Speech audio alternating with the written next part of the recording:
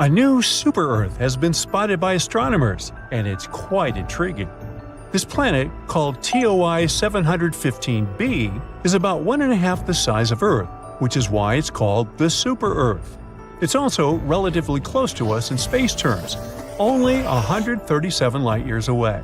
For comparison, most exoplanets are hundreds of light-years away, and all the interesting stuff, like black holes and nebulas, are usually more than thousands of light-years away from us. So, could it be habitable? The habitable zone is an estimate of where a planet might have the right conditions for liquid water. This is what we call some distance from the star where the temperatures on the planet should be okay-ish and water should stay liquid on its surface.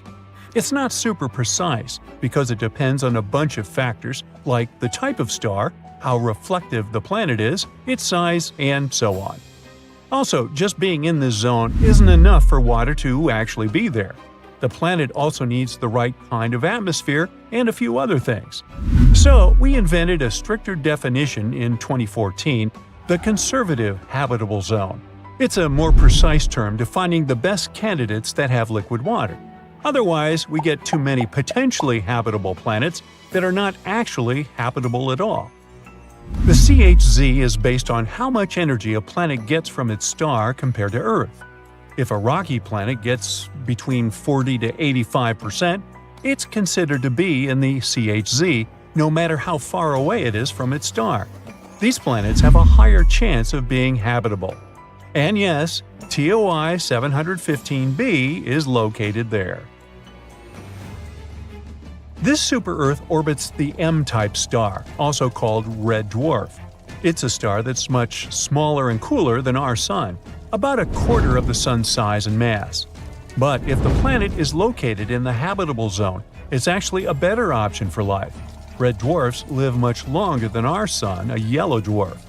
This also means that they have more time to form little creatures on their planets. And this red dwarf really is older than our star. Our Sun is 4.6 billion years old, and this star is 6.6 billion years old, give or take a few hundred million. It doesn't have much magnetic activity, so it's not dangerous. It doesn't flare up like younger red dwarfs. These flares can be super strong and might even hurt planets by taking away their atmospheres. Although some planets around it do have thinner atmospheres, it seems like this red dwarf has already gone all out. These red dwarfs are where we're looking for planets that could support life right now. Our super-Earth is really close to its star, zooming around it in just 19 days. Since the star is small and the planet is so close, the planet passing in front of its star happens a lot and looks really clear. This makes it easy for telescopes like the James Webb to study its atmosphere without needing too much time. Now, speaking of the James Webb Space Telescope, it's bringing us into a new era of understanding distant planets beyond our solar system. Imagine being able to see what gases make up the air on a planet millions of light years away. James Webb will help us to find worlds that could support life. Right now, it's trying to figure out whether TOI 715b has an atmosphere. If it does, its atmosphere might be easier to spot compared to a planet that's drier and denser. And then we might get even more height because it would look like a good place for life. On top of all that, there might be another planet in this system, also in the habitable zone. We're not sure whether it's really there, it's just a candidate with a crazy name. But if it turns out to be real, it would be about the size of Earth. Also, it would be the smallest planet in the habitable zone ever spotted by the TESS telescope. Now, another cool thing about TOI 715b is that it cannot just have water on it, but be an entire water world. An ocean planet is a type of planet that has an ocean covering its surface or has subsurface oceans. They might not have much dry land because the water can cover everything. Sometimes the entire planet can be covered in other liquids, like lava or ammonia. When it comes to planets outside our solar system, we can't see surface water directly with our current technology. Instead, scientists look for water vapor in the atmosphere as a hint there might be liquid water below. And of course, we wonder if these planets can have life, hopefully not in the form of Leviathan-like monsters. Our models show that planets with oceans might be pretty common in our galaxy. This means there could be lots of ocean worlds out there waiting to be discovered. But the most important part about TOI 715b is that it's in the so-called small planet radius gap. If we give the planets a lineup, there will be those that are bigger and smaller than Earth. But there's a sudden gap in planets that are about from 1.5 to 2 times bigger than ours. Where are they? This gap is interesting to scientists because it tells us something about how planets form and change over time. It's not that planets don't form in this size range. They actually start off larger and then lose some of their mass, like a balloon gradually deflating. Perhaps it happens because of how they orbit their stars, with stars blowing away some of their mass as they dance around it, as our Sun does with gas from comet tails. This gap holds a lot of mystery, and planets, like our new super-Earth, are clues that could help us unravel it. We aren't sure whether it exists around red dwarfs. Maybe it's a gap in how dense these planets are, rather than in their actual size. So studying our discovered planet is even more interesting. It'll help us learn more about distant stars and their planets. Now, I mentioned TESS a while back. NASA's TESS, Transiting Exoplanet Survey Satellite, has been in space for 6 years now and has been incredibly successful. NASA launched TESS because we already found over 5,000 planets orbiting other stars, mainly thanks to the Kepler telescope. But Kepler mostly found large planets, not necessarily like Earth. We decided to focus TESS on finding smaller Earth-like planets around nearby bright stars, making them easier to study with future telescopes. Here's how it works. The camera observes stars and looks for changes in their brightness. If the brightness suddenly drops for a while and then gets back, it could mean there is a planet passing in front of it. But stars can dim for other reasons too. For example, flaring up or having dark spots on their surface, which is why we need to be careful with this data.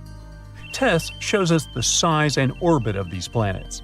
Then ground telescopes help determine their mass. With these 3 parameters, we can figure out what the planets are made of and if they're rocky like Earth or gassy like Jupiter. Yeah, you want to avoid Jupiter after taco night.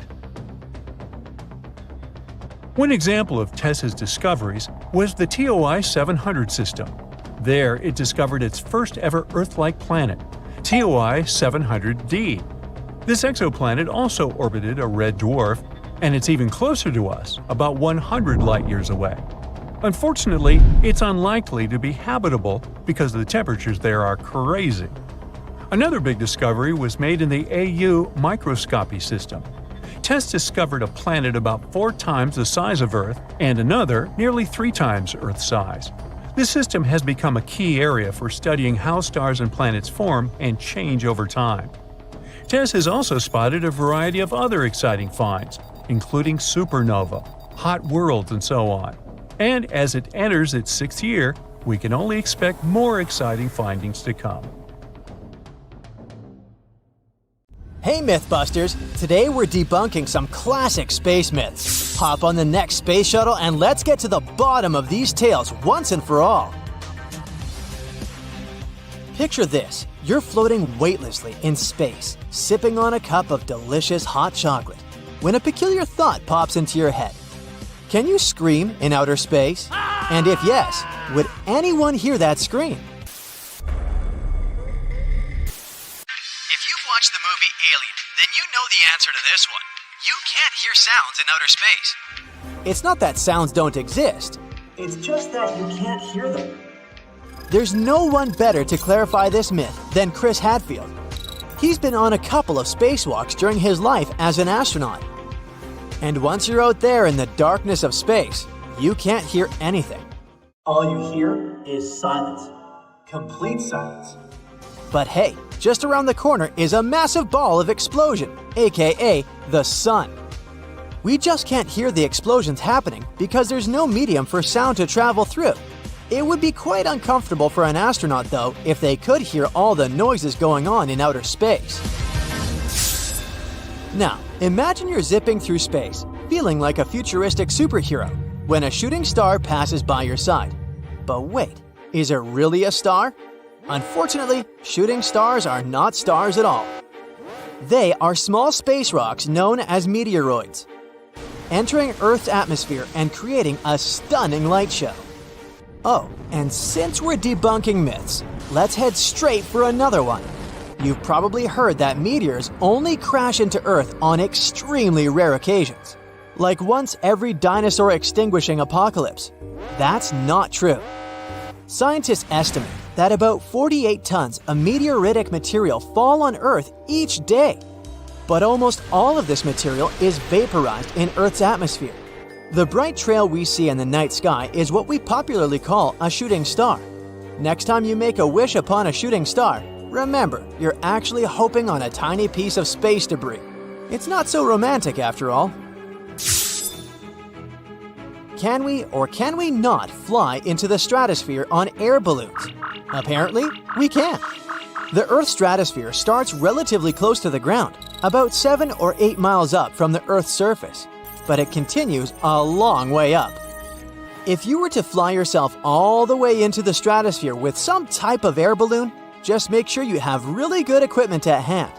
You'll need a special suit and some breathing devices because air starts to get pretty thin the higher you get. Of course, if you do go all the way up, you need to get a picture of the Earth's curvature. So take a chest harness with you where you can put a special camera or something like that. And how about you live stream the whole thing? That would be a first! Imagine it's been 102 days since you left Earth. You've adapted well to life in outer space, but something weird is happening to your body. You're getting taller. How is that even possible? Don't stress about it, it's completely normal. The truth of the matter is, you're not getting taller. This is what happens to your body when it's not under the effect of gravity. Our body has natural space between vertebrae and joints. On Earth, this space is almost completely squeezed due to the force of gravity. But in space, your body gets some time off of the pushing force of gravity and begins to stretch more and more. So yes, astronauts can grow up to 3% taller when they're on long missions. And here's a curiosity. NASA has that all covered when they're tailor-making spacesuits, of course. This way, astronauts will always have extra space in their suits. Once astronauts are back on Earth, the anti-gravity effect will wear off. So maybe they'll spend a few days wearing capri pants before it fits perfectly on their bodies again. Never have I ever pictured an airplane door bursting open mid-flight and a bunch of passengers being sucked into the atmosphere like flying feathers. Well, I'm betting most of you have had similar thoughts when getting inside a plane. Now imagine if this were to happen in outer space. Common knowledge says that if an astronaut is sucked out of an airlock, this person would be burnt to a crisp. Brace yourselves, because this is not only true, but the reality of it is way worse. According to astronaut Chris Hadfield, this is what would happen. The part of your body in the shade of the sun would experience temperatures of -418 degrees Fahrenheit, while the part of you getting sunlight would burn at around 480 degrees Fahrenheit. Your lungs would collapse, and your blood would start to boil like tea water. So you would burn, freeze, lose your ability to breathe, and boil. Yikes! How many times have you heard that astronauts have to work out every second of every day, otherwise they'll pass out? This is a complete myth. Remember we talked about gravity earlier? Due to the lack of gravity in outer space, our bodies don't have to do any heavy work. Our torsos don't have to sustain the weight of our heads, and we don't have to make any effort to move our legs because, essentially, there's no walking in outer space. Now imagine living like that for 6 months, or even a year of your life. Your muscles could turn into jello. That's why astronauts work out. They'll strap themselves and run on a treadmill, or they'll do some weightlifting in a special machine. This way, their muscles won't feel the lack of gravity too much. They do need to keep hydrated though. You know what? If I was an astronaut, I'd ask NASA if I could take my super soft water flask up into space with me. You've probably heard that space smells like burnt steak or barbecue sauce. Now, as much as this sounds absurd, this myth is more true than it is false. Astronauts obviously can't smell space when they're in it because they can't take off their helmets. They usually smell it once a space vehicle docks and they open up a hatch. Apparently, what causes this smell is the presence of hydrocarbons that float around in space. Who would have thought, huh? Hey, smart people, let me ask you a question. Do you really think that if astronauts fly at the speed of light, they won't age a single second? I knew you'd say no. Let's get a few things straight. First of all, we haven't figured out how to operate vehicles at the speed of light. This would require an immense amount of energy, and we don't have the technology to do that. Second, even if we managed to send a human inside a spacecraft that traveled at the speed of light, this person would still age. They would age differently than the people who remained on Earth, that's a fact, but they would still age.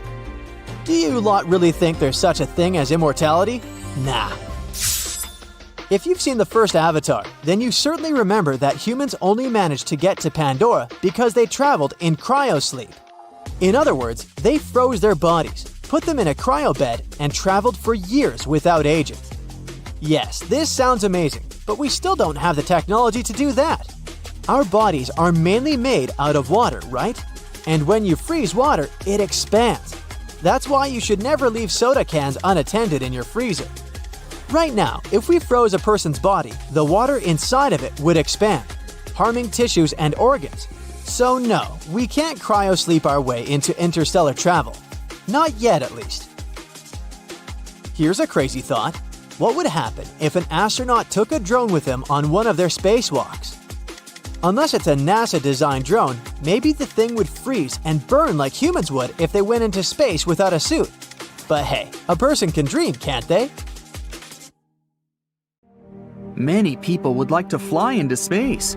Zero gravity, a stunning view of Earth from one side, and the boundlessly frightening black area from the other.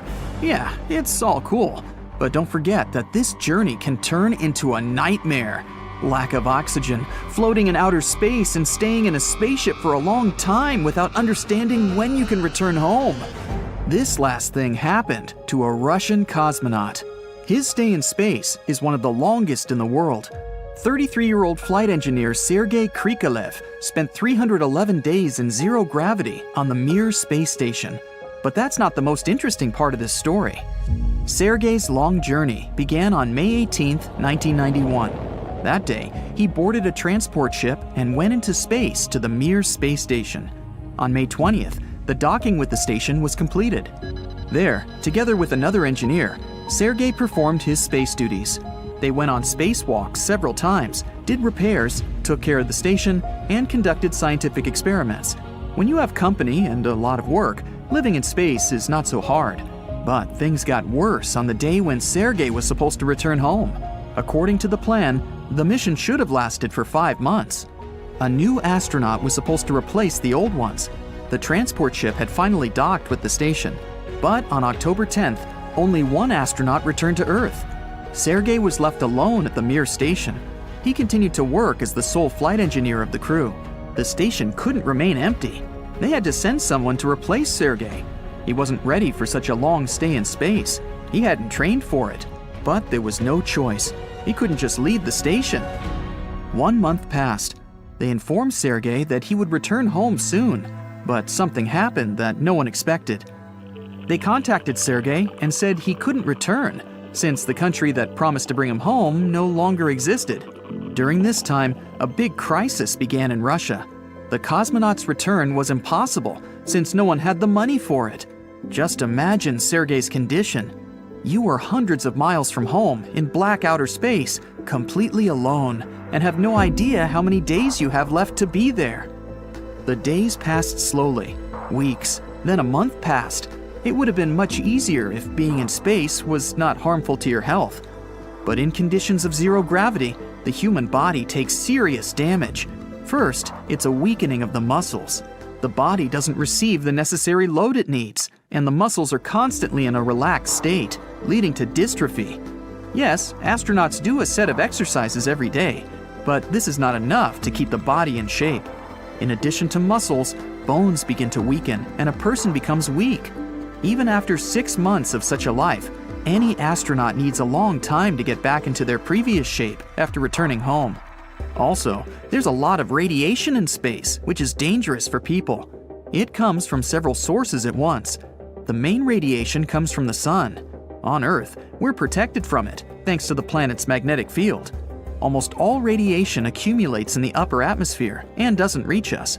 This accumulation of radiation in the atmosphere is also bad for astronauts. But the worst radiation is the galactic one.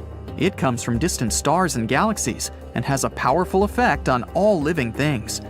Radiation provokes many unfavorable conditions and destroys the body at the cellular level. Now, all spaceships and the ISS are equipped with shields and coatings that reflect radiation, but still, it doesn't provide 100% protection. In space, the astronaut's immune system changes. There are no conditions under which immunity could improve. It seems that there's nothing wrong with the absence of many bacteria and microbes, but the body's defense is weakening. A person becomes more vulnerable to microbes that can be brought by another astronaut. You also have serious food restrictions. Food in tubes doesn't contain as many useful vitamins as it does in natural products. Without vitamins, the body weakens even more. And sometimes, astronauts have to go on spacewalks, which aren't easy. A spacesuit is a huge and uncomfortable outfit. It constrains your movements and puts pressure on your body. Work in space can last up to several hours. During this time, you sweat a lot. One of the suit's filters may be broken, and all the fluid released by your body can spread throughout the suit and reach your face. Your eyes may water. The drops could interfere with your vision. Thousands of dangers can await an astronaut during a mission in outer space. Imagine that you do some repairs and something goes wrong. The wrench jumps off the bolt and it flies out, for example. You try to catch it and unconsciously push off from the ship. You catch the bolt, but your body is already flying away. You have nothing to hold on to. But fortunately, you have a safety rope. Anyway, it can break off from your spacesuit because you attached it incorrectly. As soon as the rope breaks, your body changes the angle of flight. Now you're not just flying away, your body is spinning at this moment. The Earth and black space flash in your eyes. So you get it. There are definitely risks, but nothing like that happened with Sergei. All astronauts spend many hours training to be ready for any troubles. They gain good physical shape and lose it during the mission. Add to this the psychological factor. Your body weakens, you don't breathe fresh air, you can't see your friends, and you don't have the opportunity to return home. A small layer of wall separates you from the cold vacuum of space. All this causes stress, which also weakens your immunity and harms your nervous system. Fortunately, astronauts also get through serious psychological training. They can maintain self-control in the most stressful situations. But when you're alone in space for more than 6 months and don't know when you'll return, you can get seriously nervous. Fortunately, Sergei didn't panic. He performed his daily duties, trained, and of course, missed home. A month later, he received the same response. "We can't bring you back yet. The country is in a difficult situation." He felt worse every day. His strength was leaving him. He wasn't sure if he'd be able to survive. The most interesting thing is the station had a capsule developed to return to Earth. But Sergei didn't use it because no one would have served the station. Russia sold the station seats to other countries. Also, they hoped to sell Mir. This meant that Sergei had to keep the station working. Sergei's mission lasted twice as long as planned. As a result, he spent 10 months, or 311 days, in space and set a world record. During this time, he flew around the Earth about 5,000 times. Finally, he received the long-awaited message. He's coming home. Germany paid about $24 million for a ticket to the station. They were going to replace the astronaut. Krikalev got into the capsule and flew to Earth. Many people were waiting for his return down there. The cosmonaut landed, and everyone rushed to help him. He looked very thin, sweaty, and exhausted. 4 men helped him out of the capsule. They helped him stay on the ground, gave him a fur coat, and brought a bowl of broth. It seemed that such a flight would leave an imprint on his life forever. But the cosmonaut's mood was excellent. 2 years later, he went into space again. and became the first Russian cosmonaut to fly on a NASA shuttle. And 2 years later, he was one of the first to live on the ISS. In 2005, he made his sixth and last flight. He went to the ISS, where he spent about 6 months, after which he returned home on the lander. After this flight, he set a world record for the total duration of stay in space at 803 days. Only 10 years later, someone managed to break that record, but that's a different story. The broad, flat-brimmed hat has become something of a trademark of every cowboy out there, but nobody actually wore them on the frontier. Cowboys, or more accurately, cattle hands, were mostly illiterate men who did dirty jobs in equally dirty rags, and those hats were expensive, like really expensive. Such men couldn't afford them even if they wanted to, and they didn't. Broad hats were impractical since they were heavy and got in the way. Most cowboys favored light bowler hats instead. Now, imagine that legendary Clint Eastwood squint from beneath the brim of a bowler. Nah, let's keep the broad ones in the westerns. How come firefighters extinguish fire so fast? Is their water wetter or something? Well, actually, yes, it is. It's a pretty recent addition, but firefighters add certain reagents to the water to reduce its surface tension. As a result, it becomes easier to spread and soak into objects. The finding of a jar of perfectly edible 1,000-year-old honey during archaeological excavations gave birth to a myth that honey can never spoil. If you buy some honey, take off the lid and store it in a humid environment. The treat will spoil quite soon. On the other hand, honey has antibacterial and antifungal properties, so no germs can live inside it if stored properly. With the lid closed and the conditions dry, it really won't go bad in your entire lifetime. You might have heard that the pink hue your strawberry frappuccino has to it is achieved thanks to crushed bugs. And that was true until 2012. Little critters called cochineal bugs were ground up to make red dye. This method is still used by many companies, but you won't find the bugs in your coffee anymore. That's good. You surely heard the story about Albert Einstein having been really bad at math in school. To all those who think they can match his genius, even having bad grades, sorry. When he was told this story in 1935, Einstein just laughed and said he had mastered differential and integral calculus before he was 15. I just hope it wasn't on the school curriculum back then. The myth was invented in the 1930s by Ripley's Believe It or Not, a newspaper dealing in bizarre facts. The trouble is, it never cited any credible sources, so not a single claim about Einstein stood up to scrutiny. Now, when people say the sixth sense told them something, they mean something apart from the usual touch, taste, smell, sight, and hearing. But the phrase could be correct as well if we said the eighth sense, or even the 25th sense. Hey, I can always use 25 cents. There are several points of view on the actual number of our senses, with the largest one discussed being 53. Proprioception, for example, is the feeling of your body position. If you can close your eyes and touch your nose with a finger, congrats, you have it. Okay, you probably heard a lot of stories about various things hiding on the dark side of the moon. There's just one catch here. There's no such thing as the dark side of the moon. Our natural satellite is tidally locked with the Earth, which means we're always looking at the same side of it. But the sun doesn't follow the same rule, and it shines on the other side of the moon just like on everything else. And it's only logical. Solar eclipses wouldn't be able to occur if the sun didn't bring light to the other side of the moon. After all, it's exactly the moon blocking the sun at those points. By the way, eclipses happen because the sun is 400 times more distant from our planet than the moon, but it's also 400 times bigger. So the effect is full blocking of all light that only leaves that ominous ring. Now, if you happen to be a sushi lover, you might already know that the green paste they usually serve with it isn't actually wasabi. It's simply horseradish, dyed green to look exotic. The real thing has a milder taste, and it's pretty expensive too. It's easy to tell if it's real or not too. If it isn't made right in front of you, then it's not wasabi. Speaking of whales, and I was about to, The blue whale is often referred to as the largest living thing that ever, lived. And it's true that this gentle giant is enormous. But alas, it's not even close to the real record holder, honey mushroom, that resides in the Blue Mountains of Oregon. Looking at it from the surface, you won't be able to tell that you're staring at something massive. In reality, though, it's a single fungus that covers an area of 1,350 soccer fields, most of it underground.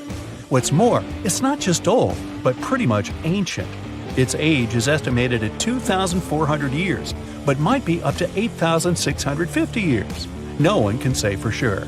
Still, the blue whale is not even second in a row. That honor goes to Pando, the trembling giant. It's a quaking aspen in south-central Utah that looks like a huge forest, but is actually a single organism. All the trees in a 108-acre area grow from a single root system. But what's even more astounding than its size is Pando's weight. Taken together, its roots and trees weigh about 6,000 tons, which makes it the heaviest organism in existence. It might be okay to deflate your tires a little bit when you're stuck in deep snow, but driving like that when you're out of control is an unreasonable risk. Deflated tires decrease your level of control over the car, especially on an icy road, and you're more likely to get stuck in a snowdrift again. So, instead of deliberately deflating your car's tires in the winter, make sure you have chains or studs on them for better grip, and put some essentials into your trunk to help you out in case of trouble. Those include a shovel, a tow rope, and a bag of sand, salt, or if you don't have either, some kitty litter. Best if it's mineral-based, of course, but even the silicone kind will do in a pinch. Diamonds are very special gems, and their cost is justified by their beauty and rarity, right? Not exactly. In fact, they're not as rare as we've been all led to believe, and scientists have even found a way to create artificial diamonds, making their production rather easy. But they still cost a lot, though. The secret lies in a really good marketing campaign that dates back 100 years. The company that mined and sold diamonds successfully spread myths about these gems around the world. Not only they convinced everyone on the planet that diamonds are rare and thus have to be expensive, but also made everyone believe that only these rocks are synonymous with romance and engagement. Despite bats being disoriented in the light of day, that's not because they're blind. Their eyesight is actually even better at nighttime than ours. They just see everything in the shades of black and white, so it's hard for them to navigate when there's so much light around. The myth about bats being blind probably arose from the fact that they use sonar to find their way. Now, I probably don't need to tell you our planet isn't round. Its shape even has a special name to it, geoid. But saying it's closer to elliptical or some other proper shape would be incorrect either. The Earth constantly spins at a mind-blowing speed, making it a bit elongated, true, but the tectonic plates moving inside it also affect its shape. Although that twisting and churning underneath is very slow, a couple of inches per year, tectonic movements make the Earth's surface rise at some places and dip in others. Eventually, the planet looks more like a misshapen balloon than anything else. So, you fall right into the heart of the black hole and prepare for a sad end. Well, you don't have to. Falling into a black hole won't necessarily destroy you or your spaceship. You have to choose a bigger black hole to survive. If you fall into a small black hole, its event horizon is too narrow, and the gravity increases every inch down. So, if you extend your arm forward, the gravity on your fingers is much stronger than on your elbow. This will make your hand lengthen, and you'll feel some discomfort, rather significant to be honest. Things change if you fall into a supermassive black hole, like the ones in the center of galaxies. They can be millions of times heavier than our Sun. Their event horizon is wide, and gravity doesn't change as quickly. So the force you'll feel at your heels and at the top of your head will be about the same, and you can go all the way to the heart of the black hole. This myth is busted. The next myth claims we can save the Earth from a giant asteroid with a big bam. The familiar plot is that a spaceship lands on the surface of an asteroid. A team of astronauts quickly drills a hole in it, leaves a present there, and flies away. Then, bam! As a result, the asteroid may break into several pieces and continue on its way to Earth. Well, big chunks of the asteroid fall to our surface, causing a lot of damage, so our mission is failed. Well, to save Earth, we need a really big bam, not only outside the asteroid, but right above its surface. When the boom happens, the force of the blast pushes the asteroid slightly downward. Even a slight change in trajectory would be enough to make the asteroid fly past the Earth in the future. Done! Oh, and if you made a big boom on an asteroid, you'd never be able to hear its loud sound. Yeah, we often hear the sound of spaceships and battle in space in the movies, but that's just a myth. Sound is a wave that spreads because of the vibrations of molecules. A person claps a few feet away from you. The sound wave begins to push the first air molecule next to the clap, then the third, fourth, and so on until the wave reaches your ear. So, to spread sound, we need molecules like air or water. In our atmosphere, sound waves spread out just fine, but space is a vacuum, so it's nothing here. You can clap your hands loudly there, but there just won't be any molecules that can vibrate and carry that sound. One more myth about asteroids. We need to fly a little farther than Mars' orbit. Whoa, we're in an asteroid belt, and we constantly have to dodge giant rocks and blocks of ice. We got in some dense asteroid cloud. Not true. The fact is that space is huge, and the distances are incredible. All the rocks and debris in the asteroid belt are only 4% of the weight of the Moon, so there really aren't that many of them there. To understand the size of the emptiness in space, look at the collision of two galaxies. There are billions of stars in each of them. If we mix them up, it's unlikely there will be any collisions even here. Another myth is that there's zero gravity in our orbit. Imagine you're in a huge box 10 miles up in the air. Now we let go of the box and it starts to fall. You're falling simultaneously with the box at the same speed. And now it's as if you feel zero gravity. Well, the same thing happens in orbit. The International Space Station is 250 miles above the Earth, and it's falling continuously, though not on the surface of the planet, but around it in its orbit. Its speed at this point is about 4.7 miles per second. It could cross the United States from the west coast to the east coast in just 8 minutes. So the astronauts there are experiencing the same thing. They're just falling with the ISS at that speed. Now, let's look at the Moon. It always looks at us with one side.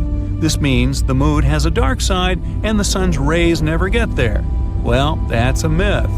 The whole point is that the Moon is gravitationally locked to the Earth. There are days and nights there too. It's just that this rotation is perfectly aligned with the rotation of the Earth.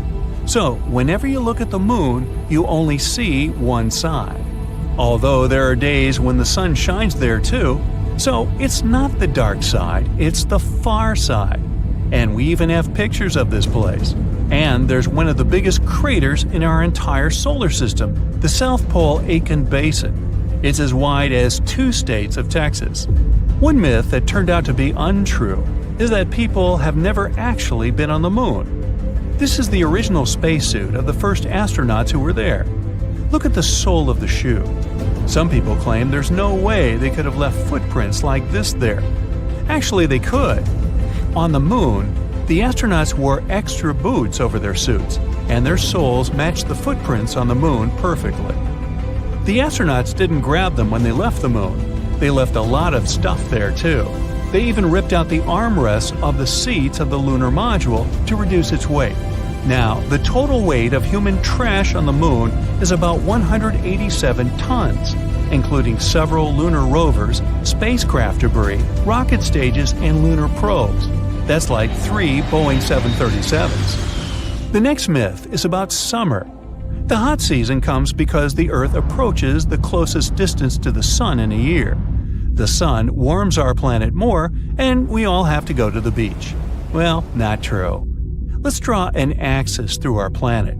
It's slightly tilted on one side, and winter comes when our planet's axis is tilted away from the Sun. But over time, the axis tilts toward the hot star. then its rays shine at such an angle that it gets warmer. It's true, though, that the Earth happens to be at different distances from the Sun. This is because our orbit is not a perfect circle, but slightly flattened, an ellipse. Normally, we think of the distance to our star as about 93 million miles, but that distance may be longer or shorter than 3 million miles, depending on which point in our orbit we pass. Another myth about the Sun is that it's yellow. Well, let's send you into space for this one. You look out the window and it's white. The Sun only appears yellow to us through the filter of our atmosphere. The composition of the air and its thickness just distorts the light of the star. But stars do come in different colors. Cooler stars have bright orange and red colors. These are usually very old stars, older than our Sun. But young and very hot stars are bright blue. The Sun is about in the middle of the spectrum. You've also heard about how, if you take your spacesuit off in outer space, you'll blow up like a balloon. Well, our bodies are designed to function at atmospheric pressure, like outside. But space is a vacuum. Imagine a huge metal barrel, and we sucked all the air out from there. Add to that a temperature of minus 455 degrees Fahrenheit, and you have space. If you could get into those conditions, all the air pockets in our body, like our lungs, would start to expand. So you really could blow up like a balloon if it weren't for our elastic tissues. They stretch and bend, so you keep your body size. You'll have enough oxygen in your body to last about 20 seconds. Then your brain will begin to starve and soon you'll pass out. So you won't blow up, and you won't even freeze because you'll be in a vacuum. It doesn't conduct heat. For example, water conducts heat very well, and you feel cold from it instantly. But you feel better in the air of the same temperature. If you're in the vacuum of space, the super low temperature won't be a problem for you. Much worse is solar radiation. On Earth, we have a shield against radiation in the form of the atmosphere. It blocks the harmful rays. In outer space, you would be defenseless. Another myth is related to cell phones. People think that when you dial your friend's number, your phone sends a signal into space. There are a bunch of satellites out there that will pick up your signal and reflect it like a mirror right into your friend's home. No, not true. However, there are satellite phones in the world that work that way. But when you make a cell phone call, your signal is transmitted through a system of cell towers from one to another until it gets to your friend's phone. So, once they explode, stars aren't supposed to come back to life. But some of the stars somehow have survived the great supernova explosion. Such zombie stars are pretty rare. Scientists found a really big one called LP 4365. It's a partially burnt white dwarf.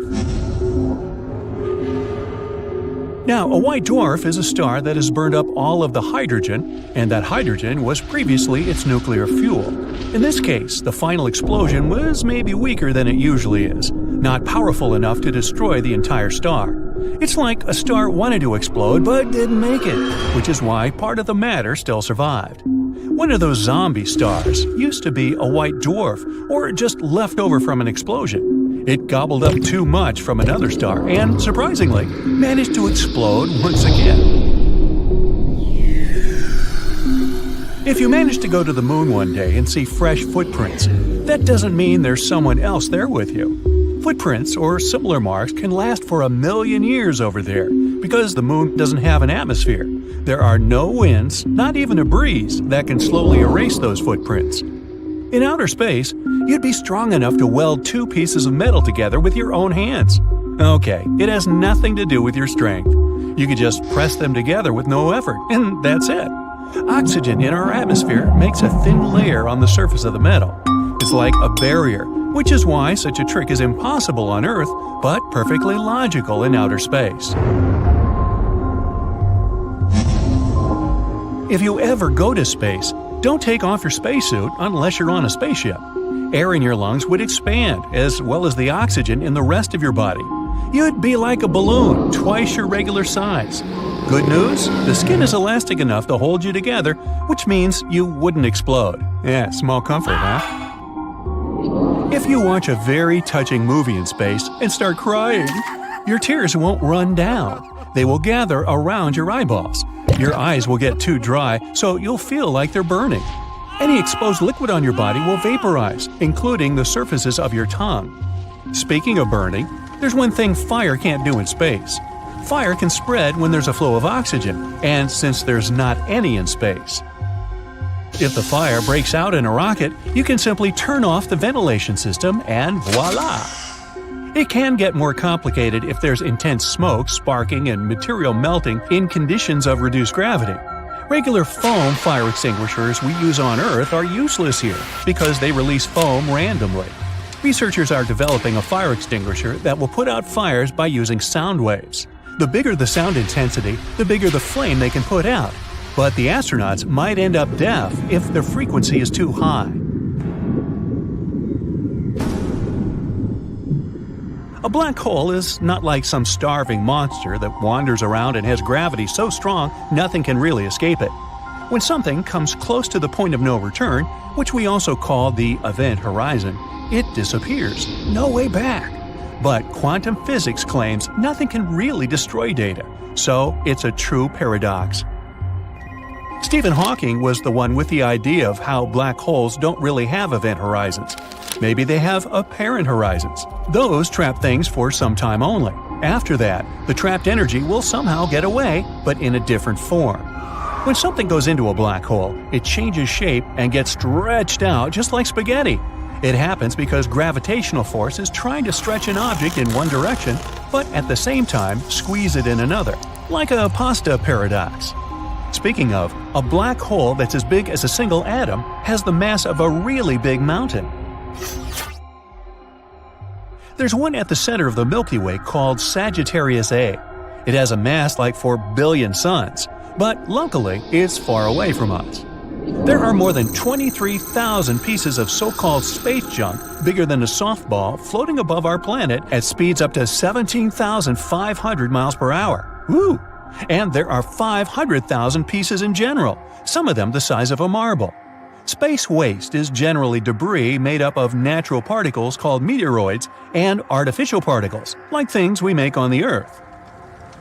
Meteoroids orbit the Sun, while the majority of human-made debris orbits our planet. For example, we launched almost 9,000 spacecraft around the world, from satellites to rocket ships. Even the tiniest pieces can damage a spacecraft at such high speeds. Galaxies, planets, comets, asteroids, stars, space bodies are things we can actually see in space, but they make up less than 5% of the total universe. Dark matter, one of the biggest mysteries in space, is the name we use for all the mass in the universe that's still invisible to us. There's a lot of it. It may even make 25% of the universe. Dark energy makes the rest of the 70% of the universe. Scientists don't know much about it, but they think dark energy could be behind the increasing expansion of the entire universe, while dark matter slows it down. Dark matter doesn't interact with us in any way that we know of, nor does it interact with itself. If it did, we might be able to find dark matter galaxies, dark matter planets, or such objects. Now, astronomers have found the largest hole we've ever seen in the universe. It's the giant void that spreads 1 billion light-years across. They found it accidentally. One of the research team members was a little bit bored and wanted to check out how things were going in the direction of the cold spot. That's an anomaly in the cosmic microwave background map, or in short, CMB. It's a faint glow of light that falls on our planet from different directions and fills the universe.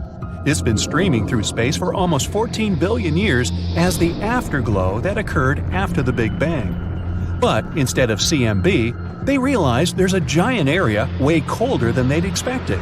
The team started tracking radio signals, but there were no radio sources in that whole volume. That means there are no galaxies or clusters, and since it's so cold, there's no dark matter either, or regular matter, so it really doesn't matter. The giant void is empty, and researchers think it could consist of dark energy. Light can still pass through it. It's not the only void in space, but it's the biggest one we've found. The area around a star is habitable when it's not too cold or too hot for liquid water to exist on the planet surrounding it. Let's say our planet was where Pluto is. It's too far from the Sun, which means our ocean and big parts of its atmosphere would freeze. But if the Earth was in Mercury's place, we'd be too close to the Sun, and the water on our planet would evaporate. Such habitable area is called the Goldilocks zone. So you can see where planets are located and assume if they have a chance for life on their surface. But Europa, one of Jupiter's moons, definitely breaks the rule. It's outside of the Goldilocks zone, but still kept warm. Not from the Sun directly, but Jupiter and its moons that actually pump energy into Europa. Europa changes its shape as it circles around Jupiter. It's similar to tides rising and falling on our planet. Water on the Earth changes its shape as a response to the tidal forces of our moon. When the same happens with a solid object, the object is stressed. That's how you pump energy into that object. It's like you're playing racquetball. You hit the ball around a couple of times before you start playing, like you're warming it up. You kind of distort the ball every time you smack it. The surface of Europa is frozen, but it has cracks in the ice. You can see ridges in the ice where there's a crack. Then those flying chunks shift and refreeze. You'd see a similar thing if you could fly over the Arctic Ocean in the wintertime. There are ice sheets constantly breaking and refreezing. So Europa can't completely freeze. Scientists think there could be an ocean of liquid water under the icy surface. Europa is not the only moon where this is happening. Another of Jupiter's moons, Io, is also warm because of such tidal forces. Io also has volcanoes erupting from within all the time. So it's not only that the Sun warms the space bodies and pumps them with energy. Many experts agree the universe might come to its end about 3 to 22 billion years from now. It's expanding all the time, which means it formed from a compact state. If it has a beginning, it's probably going to have an end as well.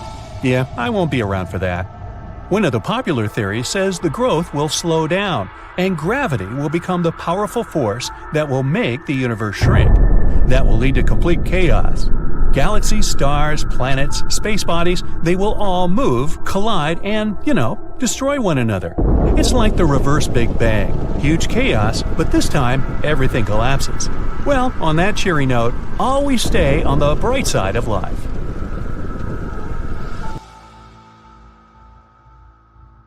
You may think the Earth is pretty big, but the Sun makes up almost 99.9% of the mass of the whole solar system. The rest of the mass is made up by the planets and their satellites, asteroids, comets, gas, and dust. It's around 93 million miles away from our planet, but it keeps us warm every day. Its temperature is about 10,000 degrees Fahrenheit, but the space surrounding it is still cold as ice. To understand this, we need to distinguish between heat and temperature. Heat is the energy inside some object. Temperature is something that tells us if that object is hot or cold. When the heat is transferred to that object, it makes its temperature go up. When the object is losing heat, the temperature goes down. Heat can be transferred in 3 different ways. The Sun does it through radiation. That means it's releasing heat in the form of light. Your body radiates heat too, as infrared waves. That's why thermal imaging cameras will detect that you're in the room even at night. The hotter the object, the more heat it will radiate. The temperature only affects matter. Since space is mostly a vacuum, it doesn't have enough particles for heat to transfer in any other way than through radiation. When the heat from the Sun gets to an object, the atoms start absorbing energy, but the heat can't transfer since there's no matter in space. Those rare atoms and molecules in space will absorb the heat. And they'll simply stay that way, while the cold vacuum will stay cold. There's a lot of matter inside Earth's atmosphere, so the energy of the Sun can transfer easily. But if you put an object outside of the Earth's atmosphere in direct sunlight, it would end up heated to 250 degrees Fahrenheit because it's matter made of atoms and molecules. The temperature of the vacuum is negative 454 degrees Fahrenheit. That means, depending on where you are, space can either burn or freeze you. The Sun isn't actually yellow. It emits light over a wide range of wavelengths. We can tell both its temperature and color by the peak in its spectrum. For instance, cooler stars will appear red, and hotter stars will be blue with yellow, orange, and white stars in between. When it comes to the Sun, the spectrum peaks at a wavelength we'd usually call green, but our eye perceives it differently. So, the shade of green in combination with other wavelengths from the spectrum is going to look white to the human eye. We generally see the Sun as yellow because our atmosphere scatters blue light more efficiently than the red one.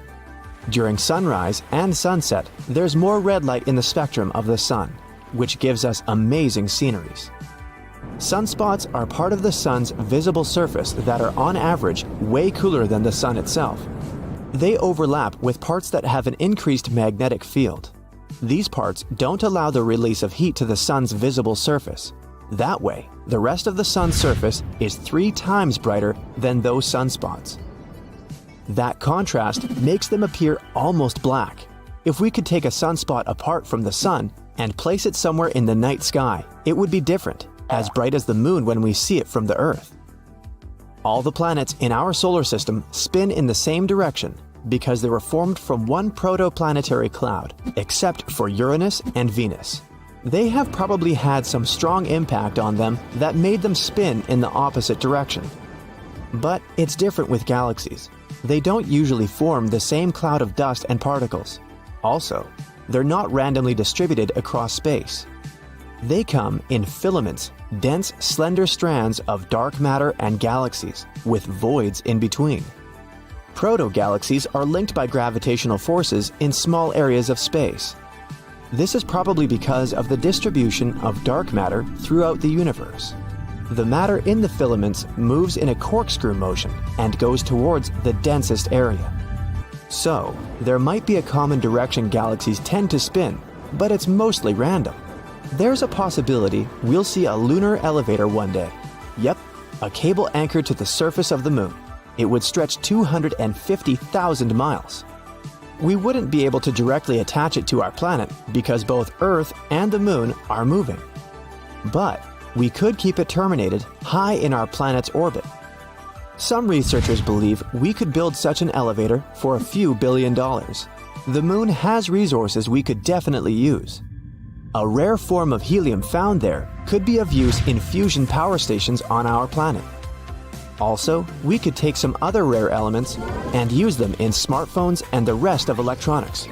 So, after around 53 trips up and down, the elevator could pay for itself. The cable would be as thick as a pencil, but its weight would be around 40 tons. It could even be made of materials we already have here on Earth, with no need to invent something. There could even be a combination of 2 elevators. A spacecraft would winch up an elevator from the surface of our planet to a space station. Then it would be flung towards the Moon. There would be another elevator to finally lower it down to the surface of the Moon. Planets in our solar system have predictable and stable orbits, but gas-giant collisions could have happened at an early stage when a planetary system was still forming. In case of a head-on collision, 2 gas giants would merge. They wouldn't end up losing their mass, the materials in their gaseous envelopes, or the ones in their solid cores. Such a collision at a higher speed would cause the loss of the major part of the envelope gas, and very high speeds, boom, both planets are gone. It's different if it's not a head-on collision. If 2 cores manage to completely avoid each other, gas giants won't merge, but they'll lose some of the mass. Gas giants might even change their shape due to such collisions. Astronomers found out there's a galaxy extremely far away from us that looks similar to our Milky Way.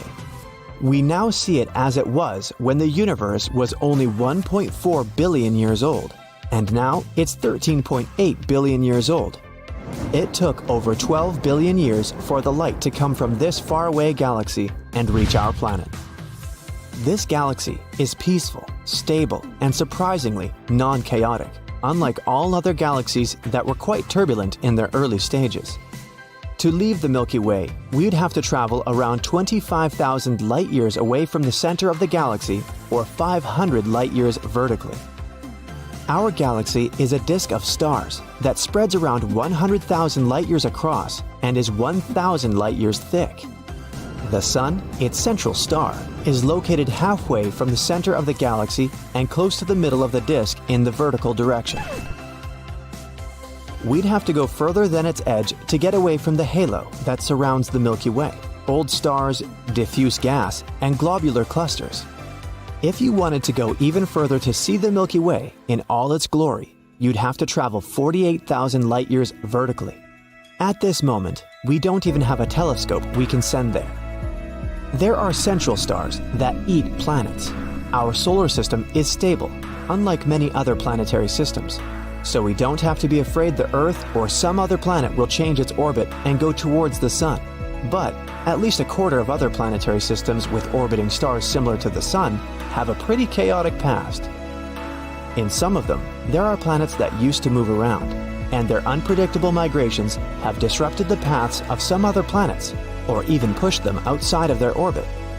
That means some planets probably have fallen into the central star. When that happens, the planet gets dissolved in the outer layer of the star, which means it gets eaten. They say somewhere out there, there's a pen that can work in zero gravity, at extreme temperatures, and even underwater. They say this pen can write on almost any surface, or if you turn it upside down, or when your surroundings are heated up to 570 degrees Fahrenheit. They say NASA spent millions, or probably billions of dollars, and almost a decade to develop such a pen. The problem with ballpoint pens in space is that they don't work in the conditions of weightlessness. The ink can't flow to the ball normally since gravity doesn't affect it. Instead, pressure is created in the ink reservoir and pens start leaking. Some time ago, NASA used pencils, but wooden pencils were considered to be a fire hazard in most spaceships. All because, at that time, the atmosphere inside them was 100% oxygen. The need for a super pen was obvious. But whatever the rumors claim, NASA did not create such a pen, spending a fortune on the research. Its development was sponsored by Paul C. Fisher of the Fisher Pen Company based in Chicago. He spent over $1 million and almost 10 years to make a pressurized ink cartridge. It was supposed to allow space pens to function in zero gravity and other extreme conditions. Eventually, they got a pen that could write at a temperature of -30 to 250 degrees Fahrenheit, which is really impressive, isn't it? The pen was patented in 1966, and 1 year later, after conducting several thorough tests, NASA started to provide Apollo astronauts with such pens. Interestingly, the rumors about NASA spending an insane amount of money on the development of space pens have been circulating for decades. They have been debunked many times, but they appear again and again. Many sci-fi movies can make you believe that everything happening in space is accompanied by some kind of a sound effect, which is a totally false misconception. In space, no one will hear you scream. You know why? There's no air in space. It's an almost perfect vacuum. And sound waves don't travel through a vacuum. They can't reach your eardrums and make them vibrate, sending signals to your brain. But it's a good thing, especially for astronauts on spacewalks. If not for the quietness of space, they would be constantly overwhelmed by the noise of solar storms. Here's another one. All comets have beautiful long tails. It's nothing but a popular misconception. In reality, comets are very difficult space bodies to spot. They usually spend large amounts of time far away from stars. There, in the darkness of space, they remain rather inactive and completely frozen. Comets only get tails once they come close to a star. That's when they start warming up. This process makes them form some kind of a cloudy atmosphere, which is called a coma, and a distinctive tail. The tail always points away from the star that influences the comet. It happens because the tail gets blown in the opposite direction by solar radiation and solar winds. That's why the tail can often be in front of the comet, not trailing after it. Now, let's look at a light year. This very notion makes us believe we speak about time here. But in reality, light years measure distance. NASA's definition of a light year goes like this. The total distance that a beam of light moving in a straight line travels in a year. And since light moves at a speed of 186,000 miles per second, a light year equals almost 6 trillion miles. Hey, do the math. Now, people often believe that in space, you experience zero gravity. hence the weightlessness astronauts feel on the International Space Station. But that's not exactly true. Gravity is one of the most important forces that exist in the universe. Thanks to it, the Moon can orbit Earth, and the Sun doesn't float away from our home Milky Way galaxy. But the astronauts on the ISS experience not full-fledged, but microgravity, which means very small gravity. The gravity on the space station is only 10% weaker than the gravity on Earth's surface, but astronauts are constantly in free fall. The spacecraft, the people inside, and all the objects aboard keep falling forward, not down, but around our planet, following a specific orbit. And since they're all falling together, the crew and the stuff inside seem to be floating. That's why astronauts can move things as heavy as hundreds of pounds with their fingertips. And even though microgravity is often called zero gravity, they're very different things. Now, it may seem as if the sun is always on fire. At least that's what it looks like in pictures. But in reality, our star is a giant ball of gas. Hey, I can relate. Nuclear reactions happening in its core at all times makes the sun burn. Every second, hundreds of millions of tons of hydrogen are converted into almost as much helium. During this process, huge amounts of energy are released as gamma rays. Then these rays turn into light. In other words, the sun does emit blinding light and incredible heat. But it's not actually on fire, because no oxygen is involved in the process. A human can explode if they get into open space without a spacesuit. Well, contrary to popular belief, taking off a spacesuit during a spacewalk won't be as dramatic as it's often pictured in movies.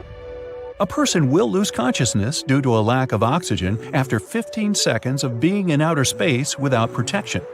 Before it happens, the person should breathe out as much air as possible. Otherwise, this oxygen will damage their lungs from the inside. Then, without the protection of the spacesuit, which is like a mini spaceship, the pressure inside their body will drop. This will cause even more serious troubles. And even though this person definitely won't burst, they won't want to stay outside for too long. Black holes are giant, scary cosmic vacuum cleaners, they say. But in reality, black holes are more like fly traps.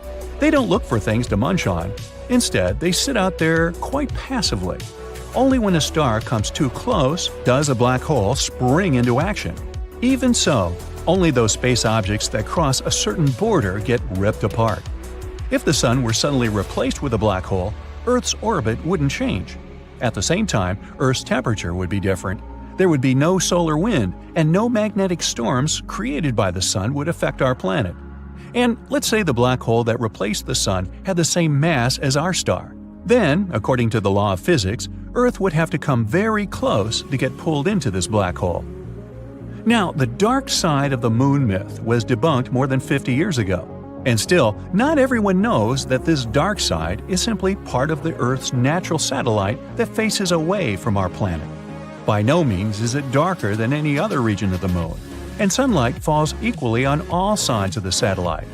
It only seems dark because we never see this side of the moon from Earth, all because of the phenomenon known as tidal locking.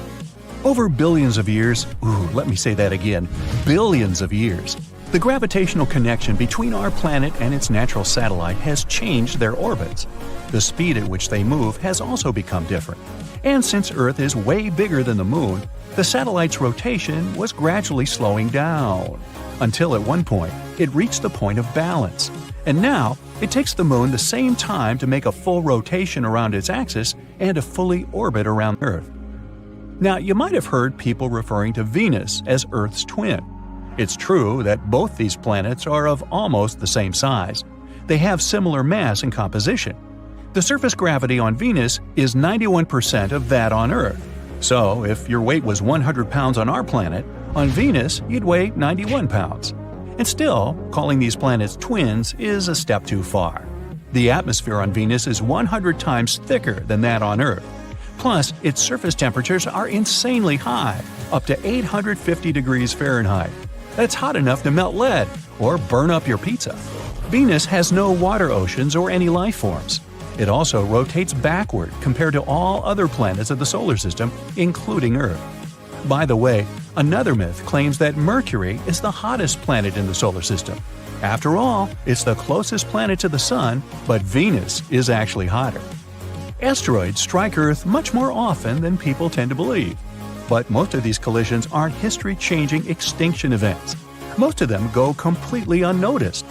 Most asteroids that approach our planet are qualified as small, near-Earth objects.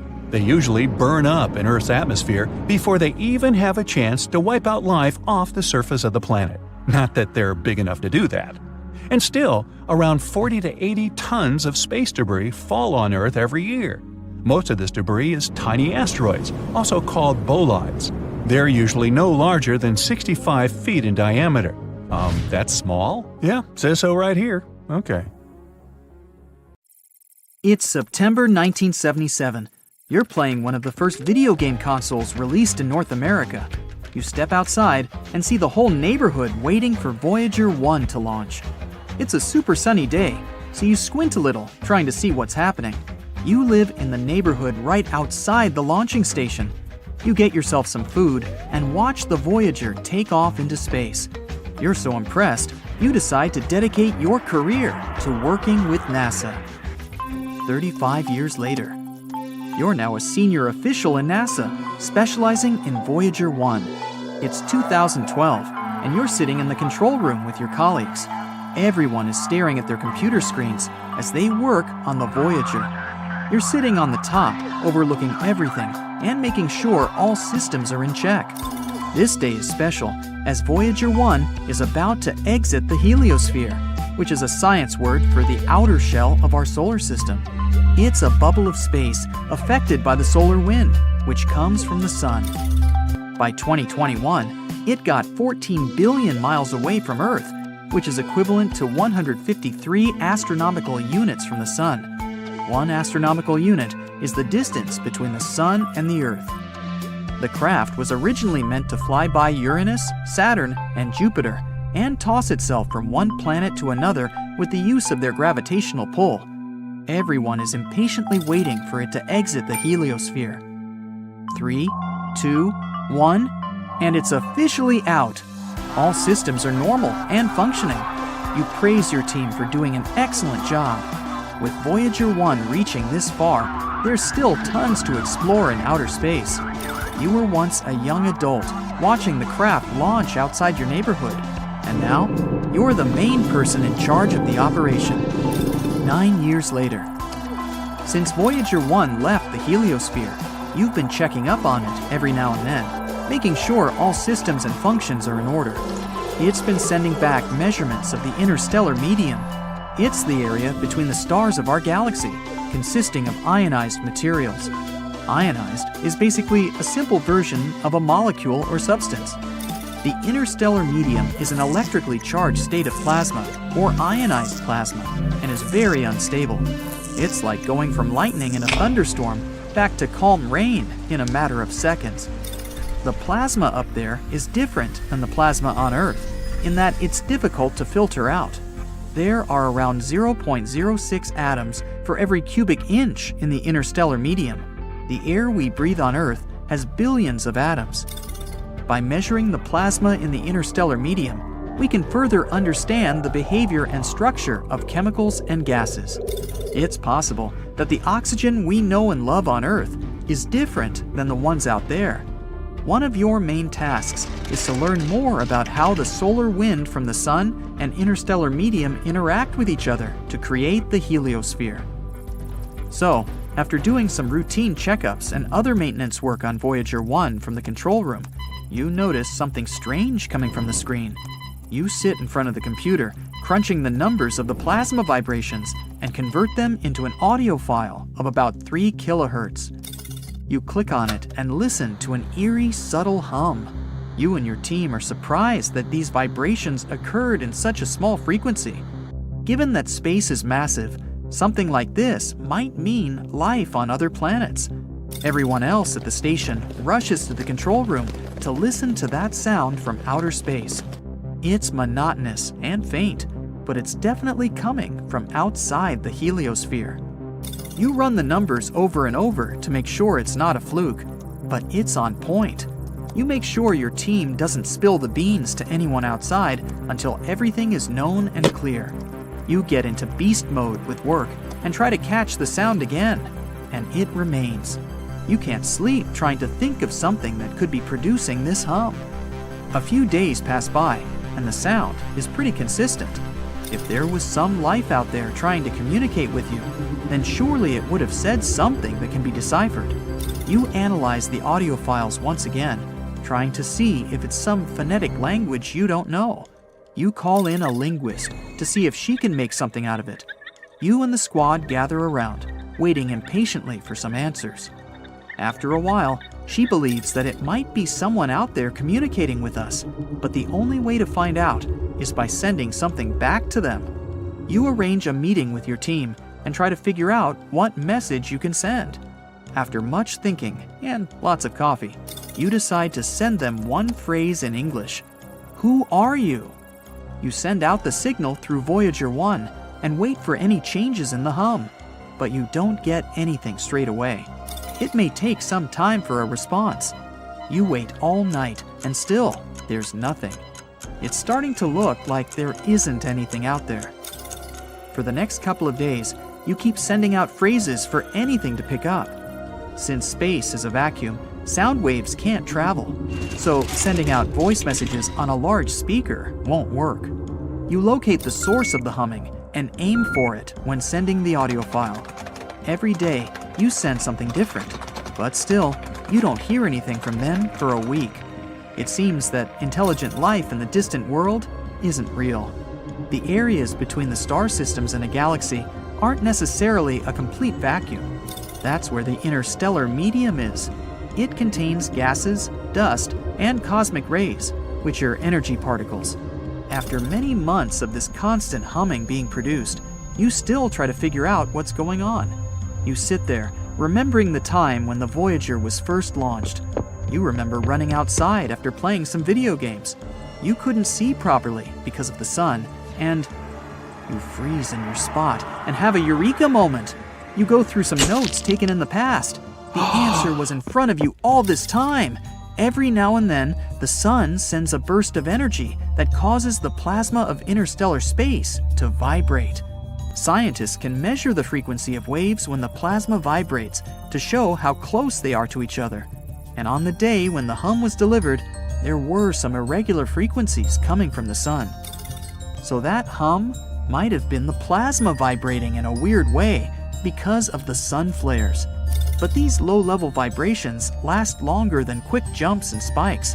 They're fainter. You run the tests again and find out that it's not some intelligent life forms out there trying to talk to you. It's the little vibrations caused by sun flares. You notify your team about this breakthrough, and everyone's celebrating. But after all these tests and research, you still don't know why plasma in the interstellar medium vibrates in such a way. Those answers will have to wait. 2027. It's been 50 years since the launch of Voyager 1. You're way into your senior years and just retired from NASA. You have many scholarships in your name and programs for young people who want to learn about space and science. You go back to the control room once more, where you thought you had discovered intelligent life on a distant world. Then you remember all the good times you had. You say goodbye to everything, knowing that this is Voyager's final moments. It was built to last up to 50 years. After that, it'll just be a floating object in the vastness of space. It's already surprising to know that this is Earth's most distant object from us, but it's time to let others take your place. You shut off the lights and close the door. The Voyager makes one last beep before eternal silence. So, how's this for opulent? A single parking space in Hong Kong has sold for an astounding $1.3 million. The sale has broken the world record for the most expensive parking space. The spot is part of a luxury residential development called The Peak and is where some of the most expensive homes in Asia are located. One of the houses was rented out in May for a cool $210,000 per month. Doing the math, that's $2.5 million per year to rent. The person doesn't even own the home. The History Supreme breaks both the records for the most expensive and the world's biggest super yacht. It's solid gold and 100 feet long. The yacht features a statue made of T-Rex bones, a meteorite rock wall in the master suite, a 24-karat gold panoramic wall aquarium — ooh, are there goldfish? — and there's also a rare 18.5-carat diamond on board. It cost a total of $4.8 billion to make. A racehorse named Fusaichi Pegasus once sold for $60 million. That's around $90 million in today's money. The stallion was in high demand after winning the Kentucky Derby in 2000. In 2012, a Lego brick made of 14-karat gold sold for $12,500, but it was never intended to be sold. The company gave the bricks out as a gift to their long-term employees. The Koh-i-Noor diamond is the most valuable in the world and is quite literally priceless. The 109-carat diamond weighs just under 1 ounce and is the main diamond of the British crown jewels. A single taco in Los Cabos, Mexico, could set you back $25,000. Made by a Michelin star chef, its ingredients include beluga caviar, Kobe beef, and a tortilla made with 24-karat gold foil. And you actually eat it? Oh no! At $150,000 a night, the Lover's Deep Luxury Submarine Hotel is the world's most expensive hotel. It's located underwater at the coral reef off the coast of St. Lucia and requires you to take a submarine to get to it. For the price, you get your own captain, private chef and butler, as well as other valuable add-ons. Mermaids are extra. On November 2016, Ripley's Believe It or Not set a new Guinness World Record for the most expensive dress sold at auction. It was the dress worn by Marilyn Monroe when she sang Happy Birthday to President John F. Kennedy for his 45th birthday. The Jean-Louis dress is said to have over 2,500 crystals and 6,000 hand-sewn rhinestones and was bought for over $500,000. Looking for a flashy car to show off to your friends? Try the Ferrari 250 GTO. It was sold in a private sale from German racing driver Christian Glazel for $70 million. It has an impressive motorsport history, winning the 1964 Tour de France among other things. It's also never been crashed, which experts say is part of the reason for its high value. A woman once flew from Italy to the UK to pay $16,400 for a haircut. For the price, she got a limo ride to the airport, a head massage, and personalized hair products. Oh, and a lunch. Back in 2019, a Japanese sushi master paid a record $3.1 million for a bluefin tuna. The 612-pound fish was sold at Tokyo's fish market. Ooh, that's some sushi. Developed by Chinese agricultural scientists, the Shenzhen Nankei orchid made headlines in 2005. It took 8 years to create, and the flower only blooms every 4 or 5 years. It became the most expensive flower ever sold when someone picked it up for $290,000. Celebrated musician Peter Scheiloff owned one of only 10 Stradivarius violas intact today. It was put up for auction in 2014 with a minimum asking price of $45 million. There was no confirmed buyer, so you can still get your hands on the world's most expensive instrument. Oh my god! The costliest teddy bear is a Stiff Louis Vuitton bear. In 2000, one sold for a whopping $182,000. A painting by Leonardo da Vinci made headlines when it raked in over $450 million at auction. After a 19-minute-long bidding battle, the painting, called Salvator Mundi, was sold to the Crown Prince of Saudi Arabia. But experts are debating whether da Vinci even painted the portrait, with many believing that it's actually a copy of a lost work. The most expensive home ever built belongs to business tycoon Mukesh Ambani. Known as the richest man in India, he built the 400,000-square-foot home in Mumbai in 2012. It has 27 floors and is worth $22.3 billion. It has a spa, a 168-car garage, a 50-person theater, 3 helipads, a ballroom, 2-story recreation center, and of course, a garden terrace. One Easter egg cost a whopping $8.4 million. It has a diamond-encrusted shell containing over 1,000 diamonds. Inside sits an 18-karat gold globe, which contains a crystal dove perched on a gold olive branch. The most valuable board game is an exclusive Monopoly set. The board is covered with 23-karat gold, rubies, and sapphires. The dice alone contain 42 diamonds for all the spots. It'll cost you $200,000. In Salerno, Italy, the price tag of a pizza can reach $12,000. The Louis XIII pizza takes a grand total of 72 hours to make. When you order, a pizza chef, sommelier, and exclusive limited edition cutlery and plates all turn up at your home. Black Ivory coffee routinely hits the $1,500 per pound mark, but the manufacturing process might put you off. The beans go through the digestive tract of elephants. The elephant's stomach acids break down coffee proteins, which creates a unique, smooth flavor. Looking for a mug to enjoy your coffee in?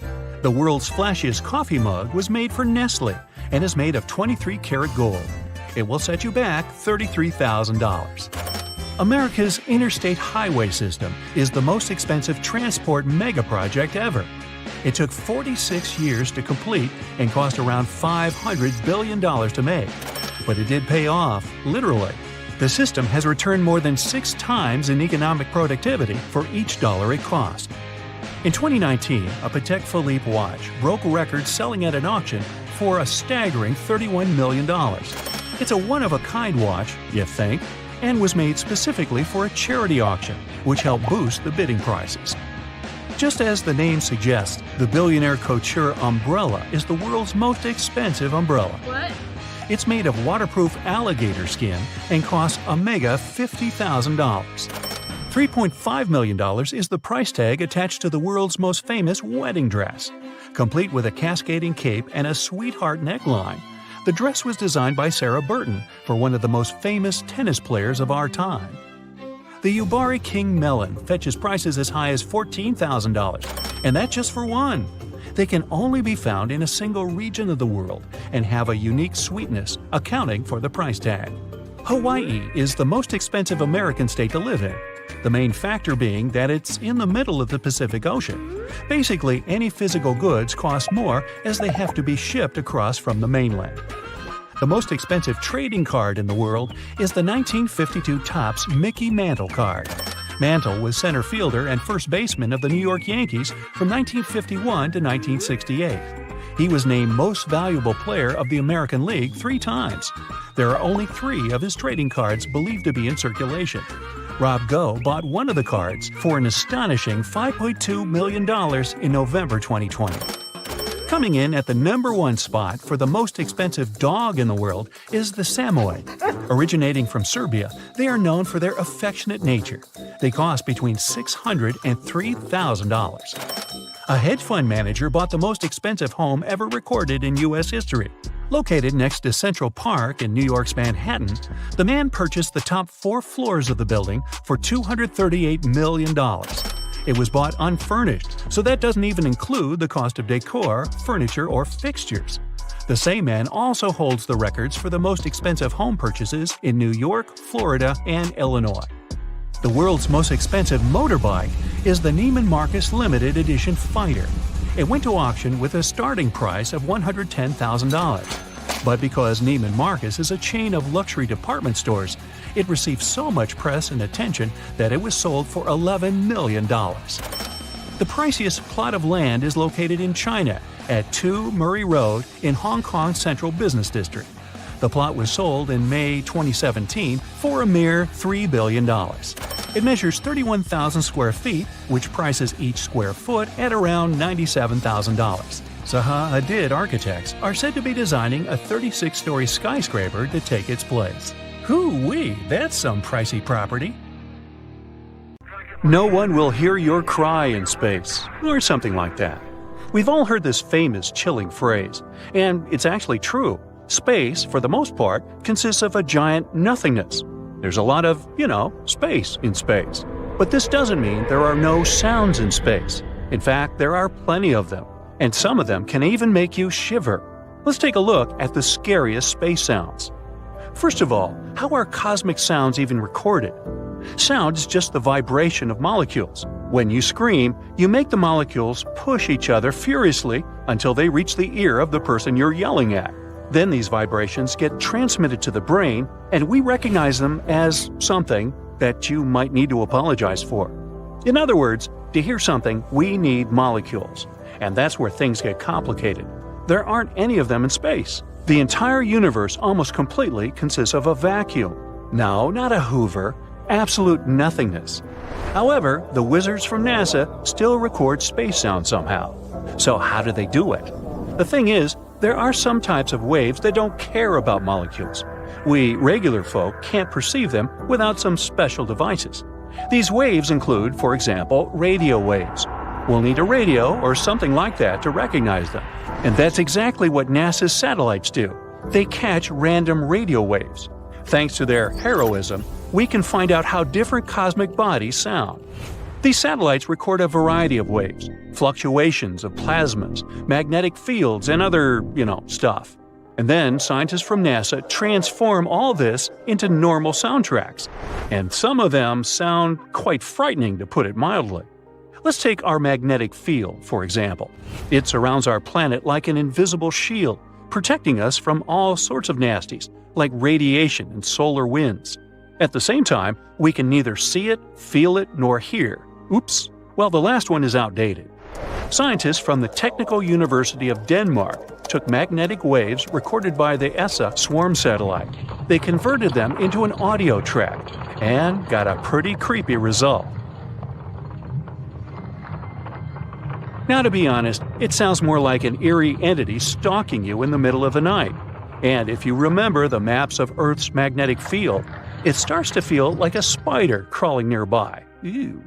And this isn't the first strange sound that we caught on Earth. Recently, we caught another weird radio emission from space. Scientists found out that the repeating signal came from somewhere very far away, like billions of light years away from us. Such fast radio bursts usually lasted no longer than a few milliseconds, but this one was unique. It lasted about 3 seconds, basically thousands of times longer than usual. And at the same time, the signal was very precise, so much so that scientists even compared it to a heartbeat. Scientists believe that this signal is caused by pulsars, or neutron stars. One time, Nikola Tesla caught something similar, but unfortunately, at that time, we didn't know about such things as pulsars, so Tesla was sure that he had caught a message from some extraterrestrial life. It's a pity that the truth turned out to be much more boring. But let's move on from the Earth to the Moon. In 1969, the astronauts of the Apollo 10 mission, the spacecraft that made the final test flight to the Moon, flew past its surface. And then they caught some strange signals coming from the dark side of the Moon, the side that we never see because the Moon is tidally locked to us. The sound was so weird that the astronauts weren't even sure whether to report it to NASA. They were afraid they wouldn't be taken seriously, and maybe even not allowed to participate in the next space missions. Here's what it sounded like. But according to NASA, it's not some creepy extraterrestrial music at all. These may just be some radio waves that affected each other because of their proximity, although the astronauts who heard it for the first time probably felt a little creeped out. Let's move to the other planets. Now, 40 years ago, scientists actively explored the surface of Venus. They sent as many as 10 probes there, which were supposed to capture audio and video shooting from the surface. Now we know what Venus, which could easily destroy us at any attempt to even get close to it, sounds like. Horrifying. And you wouldn't expect anything else from the most dangerous planet in the solar system. Unfortunately, Venus is even more toxic than the average Twitter user. So these probes didn't last too long. They heroically arrived on a planet and soon broke down. Next one is Jupiter. This space giant, which is 11 times larger than the Earth, never fails to scare us. One of NASA's probes, Juno, flies around Jupiter every few weeks. The probe is moving at a tremendous speed, 130,000 miles per hour. One day, Juno caught one of the strongest invisible signals it had ever encountered. This was the point at which the mad solar wind came into conflict with the magnetic field of Jupiter. It kind of sounded like a cosmic boom. The original sound lasted 2 hours, but it was compressed to a few seconds. It actually sounds more like a collision of a sea wave and a rock. But here, in terms of horror, Jupiter surprisingly loses to one of its small moons, Ganymede. In 2021, the Galileo space probe flew past Ganymede, and during its flight, it received a rather strange recording. These sounds are satellite radiation, and it's unclear whether it sounds like a cozy sunny day in the jungle or like thousands of bats waiting for you in the night. Next one is Saturn. This signal was caught by the Cassini-Huygens Automatic Interplanetary Station, which was launched into space in 1997. When flying past Saturn, Cassini recorded a pretty scary sound. This terrifying cry of thousands of souls is actually just some radio waves. They aren't too different from what the auroras emit on Earth. A little later, Cassini received another recording, the sounds made by lightning and thunderstorms on Saturn. They sound pretty interesting too. More like popping corn or a Geiger counter, right? But that's just because these lightning strikes have a crazy frequency. Moving on from the solar system to outer space. The famous Voyager 1 was launched back in 1977 and continues to send us data even 40 years after its launch. In 2012, it left the solar system and entered interstellar space. And then, while abandoning its home, Voyager 1 detected the sound of plasma waves. The original recording lasted 7 months, but fortunately, scientists felt sorry for us and reduced it to 12 seconds. It isn't really eerie, but is still kind of unsettling. And although it feels like nothing can beat Saturn's horrors, let's end this tournament with one of the scariest objects in the universe, a black hole. This sound was recorded by the Chandra Space Telescope. While studying a cluster of galaxies in the constellation Perseus, they discovered something strange. Some undulating movements appear from the center of the cluster. They spread out in all directions, like circles on the water. Scientists have suggested that this was caused by a supermassive black hole. The thing is, black holes don't always devour space objects entirely. Sometimes they kind of spit them out. This causes vibrations of gases, which we can convert into soundtracks. What's interesting is that the oscillation of each such wave actually lasts about 10 million years. You're just listening to a very accelerated recording. Scientists have reduced the delay between oscillations by about 144 quadrillion times. So let's check it out. This is probably the eeriest sound from the whole list. Nothing too loud or wild, but there's something dark and disturbing about it. Now, those were the scariest space sounds captured by NASA. To be fair, most of them sounded creepy simply because they're radio waves, but it's still fun to get spooked sometimes. Two pictures are rapidly changing in front of your eyes. Our huge planet and a black void. The picture of Earth is getting smaller by the second. You're flying away from the spaceship into an endless vacuum and don't know what to do next. The International Space Station flies 250 miles above Earth's surface. A spacewalk is routine for astronauts who work there. Astronauts have spent more than 11,000 hours in the black abyss to this day. Fortunately, during all this time, no one has ever flown away into outer space without coming back, as we've seen in the movies. But unfortunately, astronauts face other, no less terrible, dangers during spacewalks. One such accident happened in 1966. Eugene Cernan put on a jetpack and went into outer space to carry out some repair work. The jetpack, which helps an astronaut control flight in zero gravity, heated up a lot.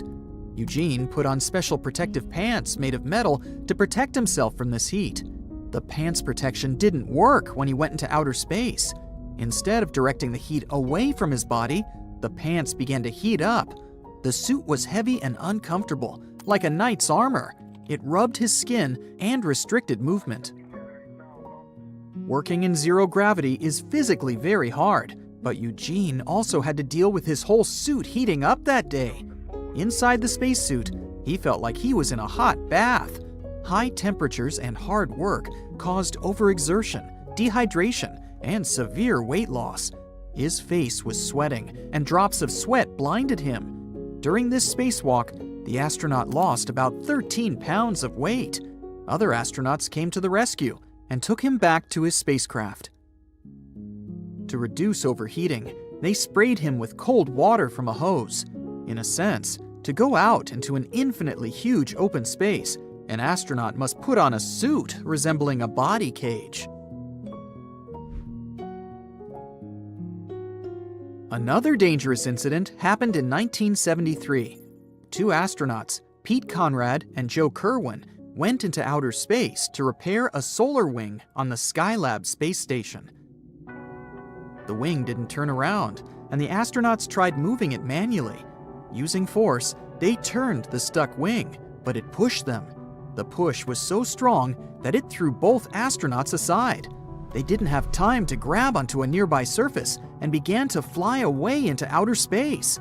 Fortunately, they had safety cables that didn't let the astronauts go away for good. By grasping them, the astronauts returned to safety.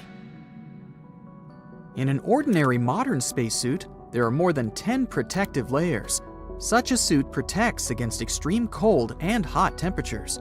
It's tear-resistant and doesn't leak moisture from the outside.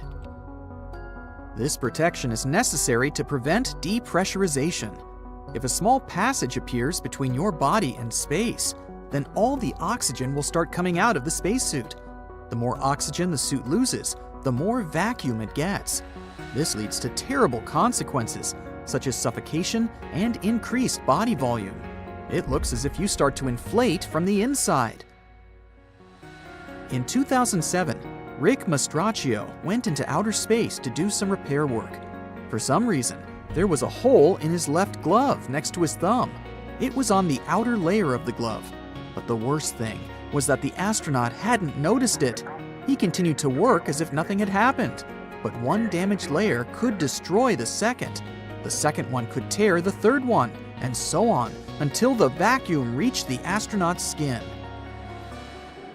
Rick was supposed to work 6 hours in outer space, but during the 4th hour, he noticed the damage in his spacesuit. The astronaut reported this to command and received an urgent order to return to the ship. He never found out how the hole had appeared. Inside the ISS, there are many chemicals necessary for working in space. For example, ammonia has the property of freezing almost any surface. This chemical frost is used to cool some components of the station during overheating. The leakage of this substance on the ISS is practically impossible. This is exactly what astronaut Robert Curbeam heard from experts during the training before his first flight to space. But this accident occurred to him on his first spacewalk in 2001. Robert was working outside the space station when an ammonia leak started. The liquid splattered all over his spacesuit. A thick layer of ice quickly covered the glass. Robert didn't see anything.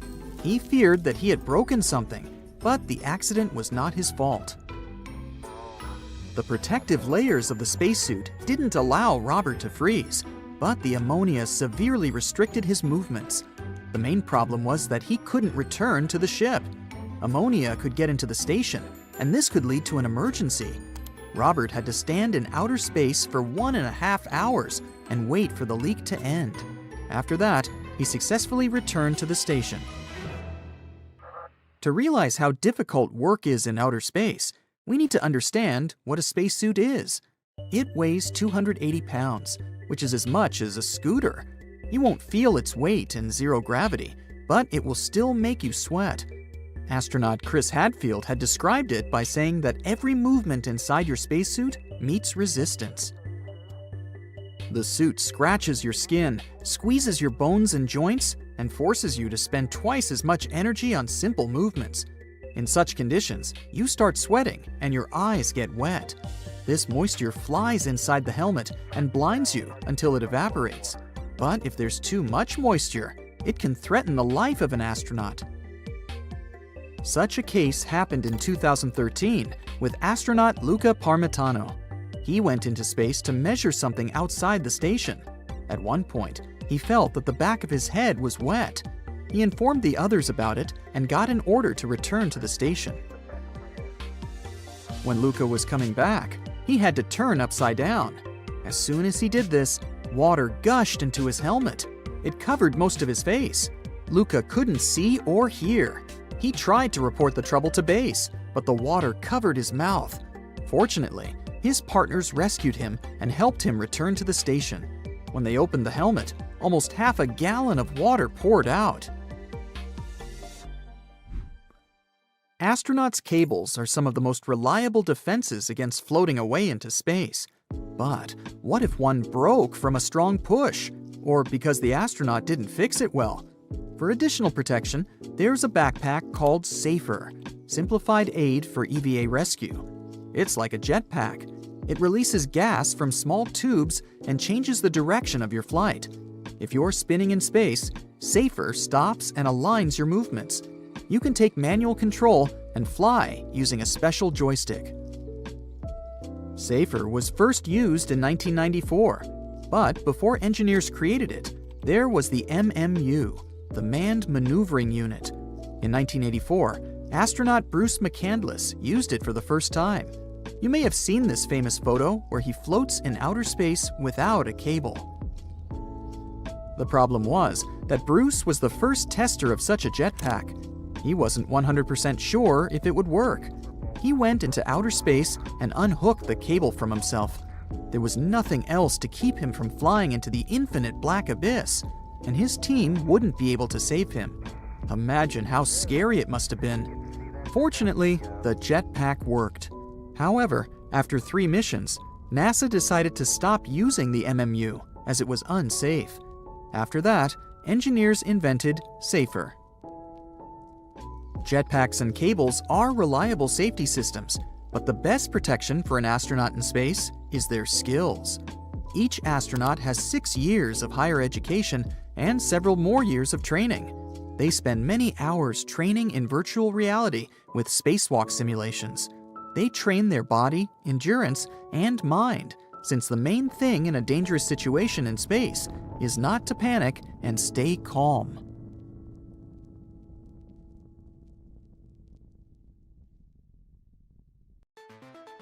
Now, as much as we love epic space battles with blasters cutting through the black void and causing cheerful booms, that's not exactly what happens when something explodes in the big black. Space is basically vacuum, meaning it has no oxygen, and oxygen is an essential part of any process of burning we have here on Earth. You might argue that stars can burn and explode into supernova, but that's not exactly true either. Stars don't rely on oxygen, so they're not burning. There are constant thermonuclear reactions going on inside them. So a spaceship can only explode like that if it has a nuclear power plant installed in it. If it doesn't, then the only special effect you get is a brief flash that disappears in the blink of an eye. Liquid oxygen, which is often on board spaceships, is very quick to burn out in the vacuum of outer space. As for the boom, oxygen plays a crucial role here too. Sound only travels thanks to molecules of air bumping into each other. Since there's no air in space, the whole scene would be pretty much absolutely silent. And that's not a bad thing either. Just imagine how deafening would the sun be if the sound could travel in space. Despite what many sci-fi directors want us to believe, there's no dark side to the moon. Our satellite is tidally locked with Earth, meaning it's always turned to us with one side, while the other always looks away. The sun is much farther from us than the moon, and we're both turning round and round, warming and lighting this side and that in turn.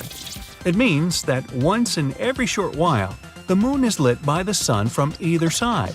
It's just that we can't see it from where we are. While things appear weightless in outer space, there's actual gravity all over the place. It becomes weaker the further you get from a heavy object, like our planet, but it's still there. In fact, there's not a single place in the universe that isn't affected by gravity of this or that cosmic object. Everything that has mass has gravity as well. Yes, even you and me. But space objects are so massive that they tug smaller things towards them. That's why the planets of the solar system orbit around the Sun, and our whole Milky Way galaxy orbits around its own center. Scientists believe there's a supermassive black hole there, about 4 million times heavier than the Sun, which keeps all the stars and systems from flying apart. Our movie hero leaves the orbit of Mars on their trusty spaceship and heads on towards Jupiter. Their face is grim and determined, even though they know what threat awaits them ahead: the asteroid belt. They pitch and yaw, dodging the asteroid flying at enormous speeds toward the spacecraft, but one of them still hits it. No, just a scratch, thankfully. Finally, our hero leaves the danger zone and wipes the sweat from the brow with a shaking hand. Sounds familiar, but couldn't be further from the truth. Asteroids in the belt between Mars and Jupiter are so few and far between that if you ever travel through it, you might not even encounter one the whole way. There are about 1.5 million sizable space rocks flying there, give or take 500,000. But let's not forget, space is a vast place.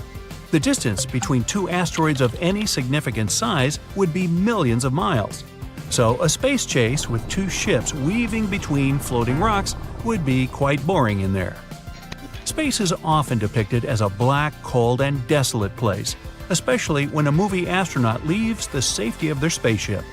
Everything about this description is okay, except for the cold part. It's only true if you find yourself in some really far corner of our galaxy that has no nearby stars. But if you're, for example, in the Earth's orbit and directly facing the Sun, the temperature in the cosmic vacuum could reach a scorching 250 degrees. That's why spacesuits are white. This color reflects light better than any other. Still, the temperature at your back, which isn't exposed to the sun's rays, can be really freezing indeed. Heat doesn't spread equally through space, so if you're not turned towards a heat source, you get very, very cold. Speaking about the sun, it somehow always appears yellow in movies. The fact is, the color we see from Earth is an optical illusion created by our planet's atmosphere, just as the blue sky during the day. The light from the sun spreads in the atmosphere and gets distorted, making colorful spectacles at dawn and dusk. In the vacuum of space, there's nothing to reflect the light, so the sun appears as it really is, white. That ball of glowing gas is that hot. There's a bright flash in the sky, followed by a tail of smoke, and a red-hot space rock crashes into the ground, leaving a huge charred crater after impact. Well, although the smoky tail and the crater are partly true, meteorites don't really have a chance to become that hot while falling. Meteorite is an asteroid that somehow entered the Earth's atmosphere and survived the friction enough to fall on the surface. This happens pretty often. We just don't usually see those rocks because they're normally quite small and fall into uninhabited areas. But even if one falls within a city, the crater would appear because of the sheer speed of the meteorite, not its heat. They do get much hotter because of friction, yet not so much as to burn everything on the ground on impact. As much as we want to believe in instant communication between spaceships and planets, it's not possible, at least not yet. Modern communication systems rely on radio signals that have a pretty slow speed compared to the vast expanses of space. It would take years for such a signal to travel even 1 light year, let alone hundreds and thousands. If you want to send a message to a galaxy far, far away, be prepared to wait a couple of millennia and then a couple more to receive a reply. On that note, space is not as crowded and full of events as is often shown on the silver screen. It's mostly a rather lonely place where planets, stars, and other objects are separated by billions of miles of nothingness. Even if you have a spaceship that can travel at the speed of light, most of the time you'll only see black void full of stars and planets far away. The distances are enormous out there, even between the closest objects. For a better understanding, the Moon, which you can see so well on a clear night, is about 239,000 miles away. It's like traveling around the Earth almost 10 times in a row. Warp drives that can distort space-time and get you to a distant corner of an alien galaxy in the blink of an eye, that's a staple of any space opera. Spaceships capable of such a feat are always shown as instantly accelerating from zero to faster than light. According to the law of physics, people on board should, well, at least be pushed into their seats hard. More strictly speaking, no one would be able to survive such an acceleration because it's too many G's on a fragile human body. Until we find a way to reduce the effects of overload, we can't even start thinking of space warps. Water isn't the rarest and most precious resource in the universe. In fact, There's a humongous space cloud several million light-years away from us that consists entirely of water. Its reserves would be enough to fill all our oceans 140 trillion times over. And many planets, some even in our solar system, seem to have liquid water on them. The most precious resource in space is life, and that requires a lot more stuff to appear than just liquid water. Astronauts are often shown working out on the ISS and sci-fi space stations, and that much is true, they do need physical activity. But the reason isn't that they need strong bodies to work in space. The gravity out there is much weaker, and astronauts don't use their muscles as much as on Earth. So when they come back to the surface, gravity hits them as a sledgehammer, and their bodies feel squishy. To alleviate those effects, they train every day. Although they say we can see millions of stars on a clear starry night, that number is much more modest, about 3,000.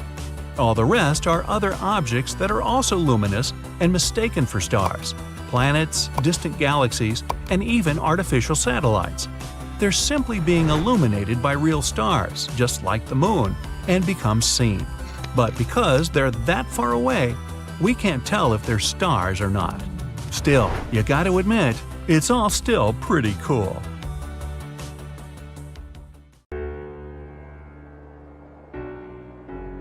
Houston, we've got good news. A group of select humans is being interviewed to hop on board the first commercial vacation to outer space. The space agency has given you a survey to answer. They want to know what you would pack on this space adventure. Depending on your answers, you just might be one of the chosen ones. Now, how about we take a look at that list together?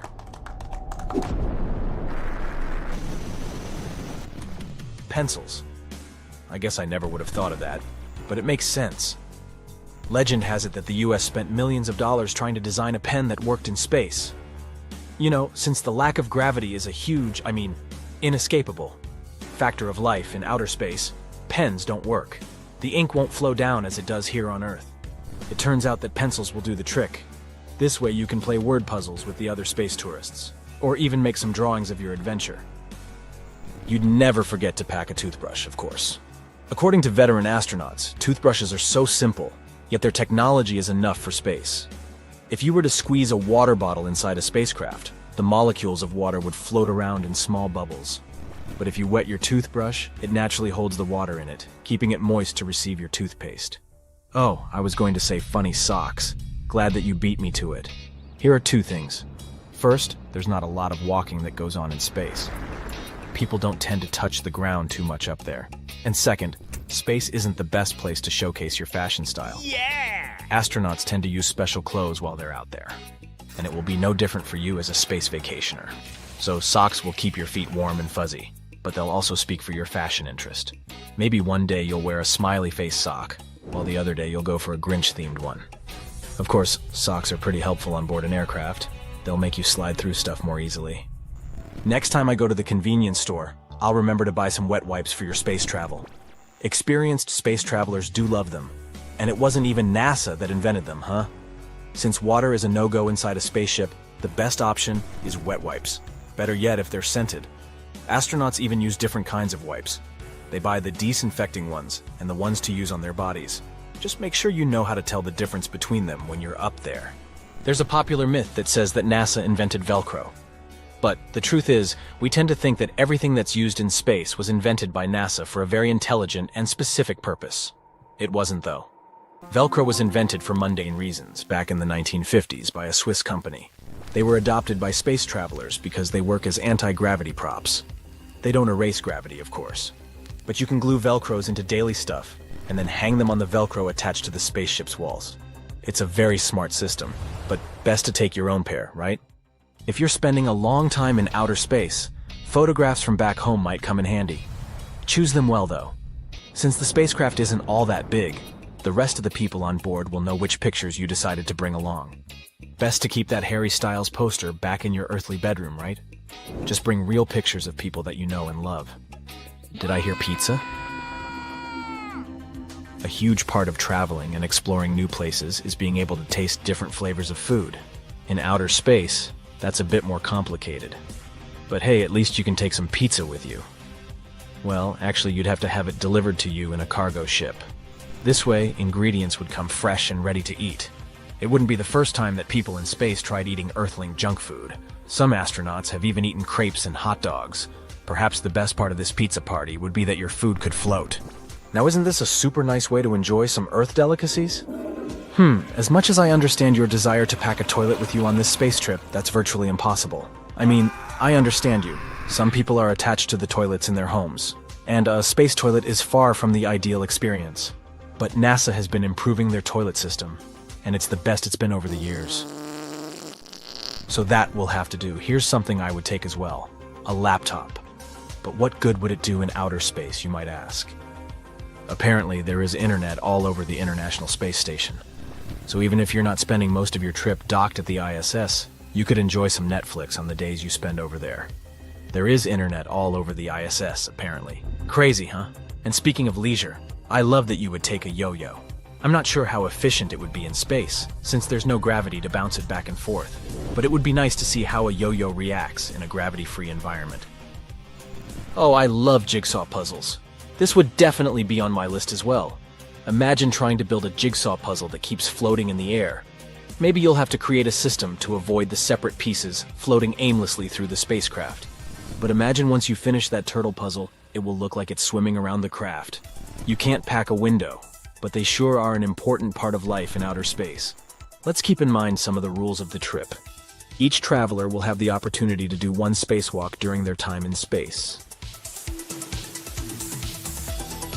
This is already huge. Consider yourself lucky. Some elite astronauts only get to do one spacewalk during their entire career. That is so because spacewalks are risky and require a lot of training. But you'll get your training once you're up there. The thing is, all other days you'll be stuck inside a floating tin can. So windows will come a long way. They'll help to remind you where you are. They'll give you some perspective of space and Earth. Of course, you should take your camera. How else will you be able to register for this once-in-a-lifetime experience? Just make sure it works inside an aircraft or the ISS and you're good to go. Coffee? Don't worry, you don't need to pack your own. Up until recently, astronauts had to rely solely on instantly brewed cups of coffee when they were in space. But you're lucky that coffee experts have already solved this issue. Nowadays, there's the IS espresso machine. The machine itself is similar in size to an Earthling espresso machine. But to drink it, space travelers have to use a zero-gravity coffee cup together with a straw. If you try drinking it regularly, you wouldn't get hot coffee to hit you directly in your face. Instead, the coffee would be glued to the bottom of your cup. I have to say I really stand this invention. Last, but not least, why not pack your guitar with you? I noticed you were missing a musical instrument. If this was a conventional flight, you might have to pay extra for luggage. But since it's all included, don't be shy and take your guitar. Astronauts such as Chris Hadfield take their musical instruments with them when they're in space. He even became famous for his version of Bowie's Space Oddity, up to the point that Bowie himself told him he lived Chris's version of it. It helps to pass the time, but it's also great for socializing. Can you imagine a pretend bonfire happening in the void of space? I can, and it looks super cool. Well, I think you're set to go. I'll personally call NASA and ask them to pick you as one of the lucky space travelers. See you in outer space, amigo. That's it for today. So hey, if you pacified your curiosity, then give the video a like and share it with your friends. Or if you want more, just click on these videos and stay on the